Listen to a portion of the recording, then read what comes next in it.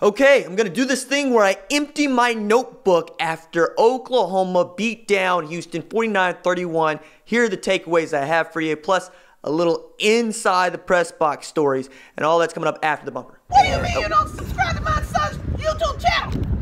Mama, no! Just snap the damn ball, RJ. What's up, kid folks? It's RJ Young. I am not on a step mill. Consider hitting the like and subscribe button because I upload a video every single day. It's always OU related, college football related, sports related. We have a good time, and my goodness, was it a lot of fun to watch Oklahoma go after Houston. And now Dana Holgorsen is holding more L's that he could say llama llama red pajama 8 times before, understanding what we really just told him.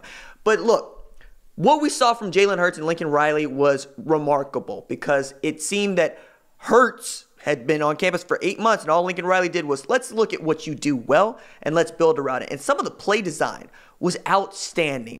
Not as many design runs as you think, but there were quite a few of them, including one that I was just giddy about because Riley called a quarterback guard tackle counter to one side, while you had motion on the play action with Trey Sermon in the running back as the running back, and then you had a backside swing pass that you could have dumped it off to. It was so much going on. The Houston defense didn't know if it was coming or going all night. I'm sure Joe Cawthon is seeing Lincoln Riley nightmares. I'm seeing Jalen Hurts running rampant in his dreams. But look, I had a lot of fun even to the lead up to that because I got to Norman relatively early. I wore my sun hat because I was feeling really, I was feeling like I wanted to be raiding. And I got to meet some folks that watch this channel. It's very, very cool to meet folks like David, to meet folks like Chance, to meet folks like Matt, to meet folks like Sean, to meet folks like Grace. It was a lot of fun, and I appreciate it. I just, leading up to all of that, I didn't know what to expect, and to run into people that are enjoying this channel in the way that they are was tremendously humbling. And if you got to see me and I got to see you, thank you. And we'll see if we can't do that kind of stuff later during the season, because I was in the press box.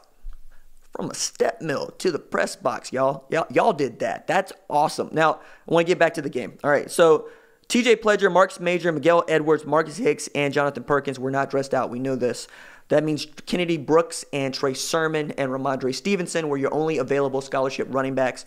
Trey Sermon had 11 carries for 91 yards. I guess the bigger story out of that is nobody was injured, which is really, really helpful. I know that some of y'all want to talk about, hey, man, can we find another kicker? Yeah, well, Lincoln actually took a lot of the blame for the first attempt that Callum Sutherland had, saying, hey, I botched that whole thing. I'm not going to put that on him because he hit it well. He just didn't think that he gave him the best opportunity to go out there and purport himself well. That said, you need to find a kicker because you left 6 points off the board in the first half with missed field goals. I don't like field goals. I don't like necessarily giving a specialist an opportunity to make or break your season or to get you ahead. However, I understand that I am in the minority on this, and I'm the only person that's watching Pulaski Academy going, we never punt. But be that as it may, if you're going to run a kicker, you want to run a kicker that's going to hit field goals, and that needs to be found out. Tulsan's LaRon Stokes, John Michael Terry, Trey Brown, and Pat Fields all earned starts against Houston. Now, Pat Fields is going to have to do some explaining because, one, he had an opportunity to get a takeaway where there's interception that literally went through the bread basket for him in the end zone. De'Aaron King put it up there. He and Trey Brown were trying to make play, and he had an opportunity to do that. Then he showed why he plays defensive back. Then he picked up a late hit penalty. In all, Oklahoma had 7 penalties for 94 yards. Yeah, fellas, cut that out because the first half that you saw from the defense was spectacular. Back-to-back 3-and-outs to start the game, and the further the game went, the longer it went, the more it became Kenneth Murray and friends, and I feel so vindicated because, I love me some Kenneth Murray Jr., and I had been backing that kid against the wall. I mean, it'd been me and him at one point after the Rose Bowl going, yo, it's going to be all right, but let's keep it going. So OU's defense began with 3-and-out. I mentioned that. John Michael Terry set an edge that he kept his discipline and brought De'Aaron King to the ground. That was really good to see. Guys knew what their assignments were. underrated storyline of the entire game. Nobody had to check with me. Nobody had to look at the line to see, or excuse me, to look at the sideline to figure out what the call was. Maybe that's got something to do with Alex Grinch being on the field. Maybe it's got something to do with Alex Grinch running a simple defense. Maybe it's just that they're well coached because they look sharp coming out the gate. OU's opening drive, 3 plays, 61 yards, took all of 40 seconds, which is basically the length of an NFL play clock. My goodness. What we had Trey Sermon go for 31-yard scamper on the scoring drive. It's a lot of fun to see Jeremiah Hall get a touchdown. His position coach, Shane Beamer, was so excited about it. He ran up to Hall. He headbutted him. And, you know, Beamer is going to lose that battle every time. So we need to put him in some concussion protocol right now. Riley put that guard, I mentioned that guard tackle counter in there, and I really enjoyed it. OU's first 16 plays resulted in 13 first downs. Think about that. 16 plays, 13 of which were first downs.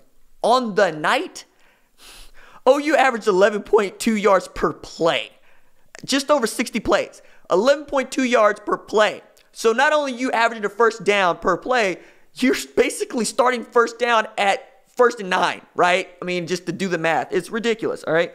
OU's defense held Houston to 21 yards in the first quarter, and 25 of that was on one play. De'Aaron King just going off, right? But I was so impressed because you got a bunch of upperclassmen on that Houston squad that knew what they were doing, even if this is their first year in Dana Holgorsen's system or his scheme. And yet, all that defense did was hold them down. Now, a little later on, they got loose. But through, I want to say like 9:09 in the second quarter, they still hadn't allowed a passing yard, which is just, that's awesome. Kenneth Murray Jr. had seen the full moon, and he was hunting Dracula. My man was a werewolf everywhere, closing speed, showing off how greatly he has been in the film room. Or I say greatly. Let's redo that sentence altogether. Kenneth Murray Jr. showed how much he'd been working and also how quickly he's diagnosing plays because he used to have to see it before he could react. Now he knows where it's going to be because he watched so much film and he could let his athleticism just go. My man just would go flying after football. And to put just kind of a pin in this for just a second, remember when Kenneth Murray Jr. ran down De'Aaron King with closing speed that was like a freight train? Yeah, I do. And I was, wow. I mean, to see that live is to get an understanding of how just fast that man is, running around at 6'2", 240. There were a bunch of NFL scouts in attendance. I got to talk to a couple of them, and there were oohs and ahs when Kenneth Murray Jr. was on the field. Keep your eye on him for the 2020 NFL Draft. Jalen Hurts completed a 47-yard TD pass on the run to his right to CeeDee Lamb in busted coverage. Now, some of this I thought was like Jalen Hurts looking up at the press box. I'm making this up because he didn't do this. He doesn't care about this video. He doesn't care about me.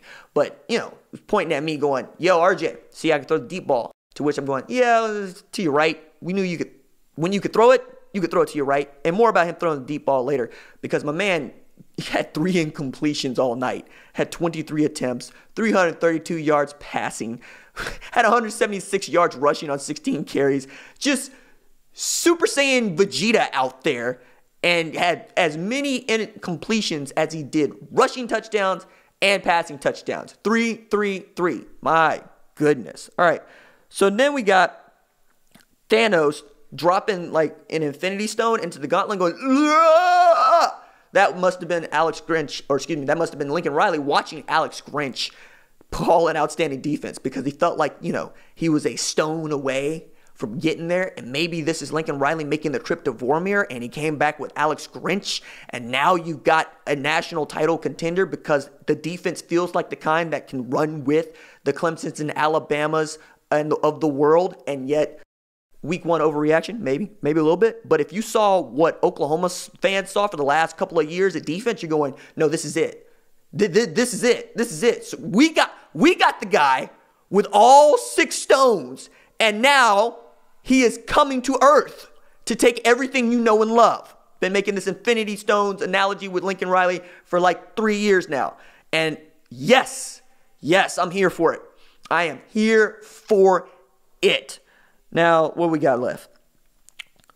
We got Halftime, Hurts was 13 of 15 for 174 yards passing, 11 rushes for 128 yards. Coincidentally, that tied him for the most rushing yards by a quarterback in a first half with Jamel Holloway, who set that record in 1985 running the bone. That is how awesome Jalen Hurts was last night.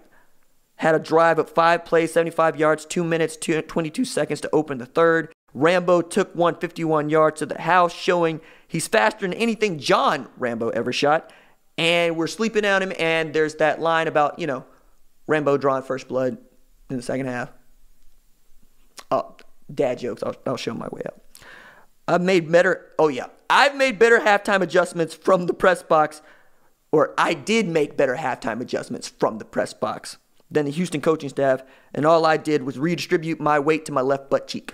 Like, you wanted to see Houston go, okay, this is what they're doing, this is what we're going to do to counter it. And maybe they did that, and maybe the kids just couldn't execute, but it felt like they were just going to keep running the same stuff that doesn't work. And later on in the game, Dana Holgorsen just said, hey, I'm just going to tell Derek, if it ain't there on the first progression, just go, because you're our offense right now. And that allowed them to open up a little bit and get the ball out to guys like Marquez Stevenson and do a little bit more damage later on in the pass game and even in the run game, because the more I look at him, the more I see what Lincoln Riley had with Kyler Murray last year, where when the offense stalled, you just told your quarterback, hey, man, go run around and make a play. And that was what he was able to do in the second half. Now, Jalen Hurts threw, as I mentioned, the incompletions. Kenneth Murray was a prehistoric carnivore in the land of defenseless, toothless prey. Most underrated storyline, we talked about that. And Hurts broke Mayfield's record for total offense in a debut. It was 396 yards. It is 508 yards. And now we have national media telling us all that the Miami Dolphins are going to take Jalen Hurts next year because nobody expects them to be that good. But all the attention paid to Lincoln Riley, all the attention paid to Jalen Hurts, well-deserved. There are folks talking like Jerry Jones going to break the bank to go get Lincoln Riley. Again, overreaction. Everybody was watching the one game last night. This was great for recruiting. We'll have more on that at OUinsider.com. And the idea of Lincoln Riley just having a quarterback that's going to be able to do almost anything is just going to continue to perpetuate. But the story smart college football fans know was the defense and its ability to hold De'Aaron King and Houston to about 5.9 yards per play. They held an offense that averaged 512.5 yards per game last year to just over 408. That's more than a win. That's superlative. And I know that Alex Grinch wanted at least 2 turnovers, and I know they got the turnover on downs, and he's going to find reasons to be upset with the penalties and with some undisciplined mistakes in a week 1 game. But this was an outstanding display by a group of kids that was much maligned last year, 129th in pass defense. I think they gave up like 118 yards passing altogether. Let me go check this out right quick because I don't want to be the guy who is saying the wrong thing on the radio. Yeah, 118 yards, 221 yards total offense. That was the end of the third quarter. Now I got to go check this out because we're going to produce this live because I don't want to be the guy getting yelled at in the comments because I read a stat incorrectly, which has happened. Man, that just reminds me of just how hectic it was in that press box, dude. I mean, we were all running around. I say running around. We were all just kind of frantic trying to make sure that we got a good read on this game so we can do expert analysis, as they say. So 25 first downs for Houston, 408 total yards, 167 pass yards, 241 rush yards. So those are the numbers. Just 6 penalties for 48 yards, 3 sacks. By the way, Ronnie Perkins might have made himself the most money outside of Kenneth Murray Jr. on that defense.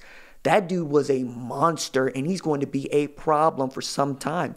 You didn't need to see everybody tonight, even though they played a ton of guys. And I know that everybody wanted to see Spencer Rattler come out there and do something, and I think that day's coming. It might be against South Dakota later this week. We'll have to wait and see. But I didn't expect him to rush him out there, and I expected Tanner Mordecai to be the first guy out there. But now you're getting to see what everybody else got to see. And while Lincoln Riley was cagey and Alex Grinch was cagey about what they were going to do and how they were going to do it, now there's tape. And now we're going to study it. And we're going to get to see other guys get in on the action. Deshaun White looked good. Ryan Jones looked good.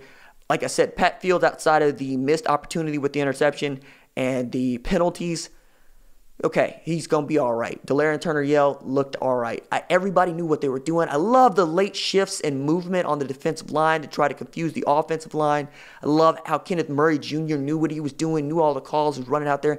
I'm excited about watching that defense play almost as much, or even more so, honestly, if I'm being honest, and I am, than the offense. I know what the offense is going to do. And Lincoln Riley said, we don't expect the offense to take a dip. And he said, here's your 686 yards against Houston, and here's 300 yards passing, and here's 300 yards rushing. Eat it. 354 yards on the ground. My goodness. This team's going to be so much fun to watch. Now, we'll see if they can hold it together for an entire season. All right, that's it for me. Deuce.